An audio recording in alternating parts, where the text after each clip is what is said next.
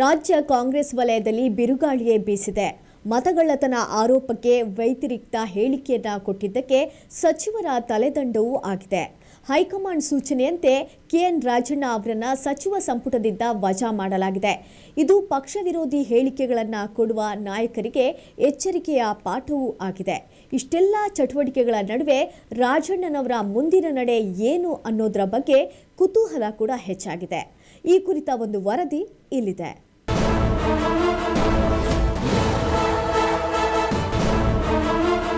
ಮತಗಳ್ಳತನ ವಿರುದ್ಧ ಸಮರ ಸಾರಿ ಹೋರಾಟ ಶುರು ಮಾಡಬೇಕು ಅನ್ನುವಷ್ಟರಲ್ಲೇ ಕಾಂಗ್ರೆಸ್ನ ಪ್ರಭಾವಿ ನಾಯಕ ಕೆಎನ್ ರಾಜಣ್ಣ ಮತಗಳ್ಳತನ ಆದಾಗ ನಮ್ಮ ಸರ್ಕಾರವೇ ಇತ್ತು, ನಮ್ಮ ಅಧಿಕಾರಿಗಳೇ ಇದ್ದಿದ್ದು ಎಂಬ ಹೇಳಿಕೆ ನೀಡಿದ್ರು. ರಾಷ್ಟ್ರ ಮಟ್ಟದಲ್ಲಿ ಚರ್ಚೆ ಕೂಡ ಆಗಿತ್ತು.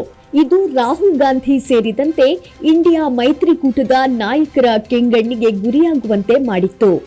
ಈ ಡ್ಯಾಮೇಜ್ ವಿಚಾರವನ್ನು ಅಸ್ತ್ರವನ್ನಾಗಿ ಮಾಡಿಕೊಂಡು ಕೆಎನ್ ರಾಜಣ್ಣರನ್ನ ಸಚಿವ ಸಂಪುಟದಿಂದ ವಜಾ ಮಾಡಿ ಎಂದು ದೆಹಲಿಯಿಂದಲೇ ಆರ್ಡರ್ ಬಂದಿತ್ತು.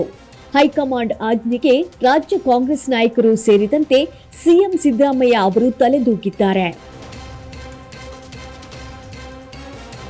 ಒಂದು ಕಡೆ ಮತಗಳ್ಳತನ ವಿರುದ್ಧ ರಾಹುಲ್ ಆರೋಪ, ಮತ್ತೊಂದು ಕಡೆ ತಮ್ಮದೇ ಪಕ್ಷದ ನಾಯಕನಿಂದ ಪ್ರತ್ಯಾರೋಪ ಮಾಡಿದ್ದು ಬಿಜೆಪಿಗೆ ಬ್ರಹ್ಮಾಸ್ತ್ರ ಸಿಕ್ಕಂತಾಯಿತು. ಇದೇ ಹೇಳಿಕೆಯನ್ನು ಹಿಡಿದುಕೊಂಡು ಬಿಜೆಪಿ ನಾಯಕರು ಪ್ರಶ್ನೆಗಳ ಮೇಲೆ ಪ್ರಶ್ನೆಗಳ ಸುರಿಮಳೆ ಮಾಡಿದ್ರು. ಇದೆಲ್ಲ ಆಗ್ತಿದ್ದಂತೆ ರಾಜಣ್ಣನವರ ತಲೆದಂಡವೂ ಆಗೋಯ್ತು. ಇನ್ನು ರಾಜಣ್ಣನವರ ತಲೆದಂಡ ಆಗ್ತಿದ್ದಂತೆ ಬಿಜೆಪಿ ನಾಯಕರು ಸದನದ ಒಳಗೆ ಹೊರಗೆ ಅವರ ಪರ ಬ್ಯಾಟಿಂಗ್ ಮುಂದುವರಿಸೋದಕ್ಕೆ ವಿಧಾನಸಭೆಯ ಪಡಸಾಲೆಯಲ್ಲಿ ಹಲವು ರೀತಿ ಚರ್ಚೆಯಾಗ್ತಿದೆ.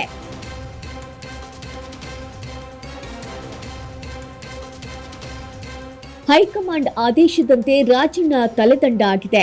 ಇನ್ನು ಬಿಜೆಪಿ ನಾಯಕರು ರಾಜಣ್ಣ ಅವರು ಸತ್ಯ ಹೇಳಿದ್ದಕ್ಕೆ ತಲೆದಂಡವಾಗಿದೆ. ಇದಕ್ಕೆ ಸಿಎಂ ಸಿದ್ದರಾಮಯ್ಯ ಸದನದಲ್ಲಿ ಉತ್ತರ ಕೊಡಬೇಕು ಎಂದು ಪಟ್ಟನ್ನ ಹಿಡಿದಿದ್ದಾರೆ. ಸತ್ಯ ಹೇಳಿದ್ರೆ ರಾಹುಲ್ ಗಾಂಧಿ ಅವರಿಗೆ ಆಗೋಲ್ಲ. ಅದಕ್ಕಾಗಿ ಸುರ್ಜೇವಾಲಾ ಹಾಗೂ ವೇಣುಗೋಪಾಲ್ ಅವರ ಮೂಲಕ ಖಡಕ್ ಸಂದೇಶವನ್ನು ಸಿಎಂ ಸಿದ್ದರಾಮಯ್ಯ ಅವರಿಗೆ ರವಾನಿಸಿದ್ದು ಒಂದಿಷ್ಟು ಪಕ್ಷದ ನಾಯಕರಿಗೂ ಅಸಮಾಧಾನ ಕಾರಣವಾಗಿದೆ. ಜೊತೆಗೆ ರಾಜಣ್ಣ ಅವರ ರಾಜೀನಾಮೆ ವಿಚಾರಕ್ಕೆ ಕೆಲ ಸಚಿವರು ಶಾಸಕರು ಅಂತರ ಕಾಪಾಡಿಕೊಂಡಿದ್ದಾರೆ. ಅವರು ಈಗಾಗಲೇ ನನ್ನ ಮೇಲೆ ಷಡ್ಯಂತ್ರ ಆಗಿದೆ, ನಮ್ಮ ಪಾರ್ಟಿಯವರೇ ಮಾಡಿದ್ದಾರೆ ಅಂತ ಅವರು ರಾಜೀನಾಮೆ ಕೊಟ್ಟಿದ್ದಾರೆ. ಅವರು ರಾಜೀನಾಮೆ ಅಕ್ಸೆಪ್ಟ್ ಮಾಡಿಲ್ಲ ಮುಖ್ಯಮಂತ್ರಿಗಳು ವಜಾ ಮಾಡಿದ್ದಾರೆ. ರಾಹುಲ್ ಗಾಂಧಿ ಅವರ ಓಟು ಪಾಲಿಟಿಕ್ಸ್ ಏನಿತ್ತು, ಆ ವೋಟ್ ಪಾಲಿಟಿಕ್ಸ್ಗೆ ಸತ್ಯ ಹೇಳಿದ್ಕೋಸ್ಕರ ಬಲಿ ಮಾಡಿದ್ದೀರಾ ಅವ್ರನ್ನ? ಸತ್ಯನೇ ಹೇಳ್ಬಾರ್ದಾಗದೆ. ಇನ್ನು ರಾಜಣ್ಣರನ್ನ ಸಚಿವ ಸ್ಥಾನದಿಂದ ವಜಾ ಮಾಡಿದ ಬಳಿಕ ರಾಜಣ್ಣ ಪರ ಬಿಜೆಪಿ ನಾಯಕರು ನಿಂತಿದ್ದಾರೆ. ಸಿಎಂ ಸಿದ್ದರಾಮಯ್ಯಗೆ ಆಪ್ತರಾಗಿದ್ದ ರಾಜಣ್ಣನವರನ್ನ ಸಂಪುಟದಿಂದ ವಜಾ ಮಾಡಿದ್ದಾರೆ. ಅವರು ಅಂಥ ಘೋರ ಅಪರಾಧ ಏನ್ ಮಾಡಿದ್ರು ಎಂದು ಬಿವೈ ವಿಜಯೇಂದ್ರ ಪ್ರಶ್ನೆ ಮಾಡಿದ್ರು. ಇದು ಕೇವಲ ಕಾಂಗ್ರೆಸ್ ಆಂತರಿಕ ವಿಚಾರವಲ್ಲ, ಸದನದಲ್ಲಿ ಇದರ ಚರ್ಚೆ ಆಗಬೇಕಿದೆ. ಪರಿಶಿಷ್ಟ ಪಂಗಡದ ಮೇಲೆ ರಾಹುಲ್ ಗಾಂಧಿ ಇಟ್ಟಿರೋ ಪ್ರೀತಿ ಇಷ್ಟೇನಾ ಎಂದು ಕಾಂಗ್ರೆಸ್ ನಾಯಕರ ವಿರುದ್ಧ ಕಿಡಿಕಾರಿದ್ರು. ಮುಖ್ಯಮಂತ್ರಿ ಸಿದ್ದರಾಮಯ್ಯನವರ ಪರಮಾಪ್ತರು, ಅವರ ಸಂಪುಟದ ಹಿರಿಯ ಸಹೋದ್ಯೋಗಿಗಳಾಗಿರ್ತಕ್ಕಂಥ ರಾಜಣ್ಣ ಅವರು ಸಂಪುಟದಿಂದ ವಜಾ ಮಾಡುವಂತಹ ಘೋರ ಅಪರಾಧವನ್ನ ಏನ್ ಮಾಡಿದ್ದಾರೆ ಅಂತೇಳಿ ರಾಜ್ಯದ ಜನತೆ ಹೊತ್ತು ಕೇಳ್ತಾ ಇದ್ದಾರೆ. ಸಂಪುಟದಿಂದ ವಜಾ ಮಾಡ್ತಕ್ಕಂಥ ಘೋರ ಅಪರಾಧ ಏನ್ ಮಾಡಿದ್ದಾರೆ ಅಂತ ಮಹಾ ತಪ್ಪನ್ನ ಏನ್ ಮಾಡಿದ್ದಾರೆ ರಾಜಣ್ಣ ಅವರು.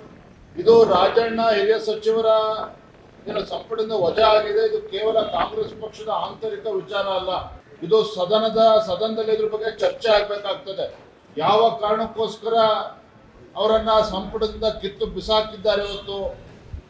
ರಾಹುಲ್ ಗಾಂಧಿಗೆ, ಕಾಂಗ್ರೆಸ್ ಪಕ್ಷಕ್ಕೆ ಇವತ್ತು ಪರಿಷ್ಠ ಪಂಗಡದವ್ರ ಬಗ್ಗೆ ಇಷ್ಟನೇ ಅವರು ಇಟ್ಟಿರ್ತಕ್ಕಂಥ ಪ್ರೀತಿ ವಿಶ್ವಾಸ ಆಗಾದ್ರೆ?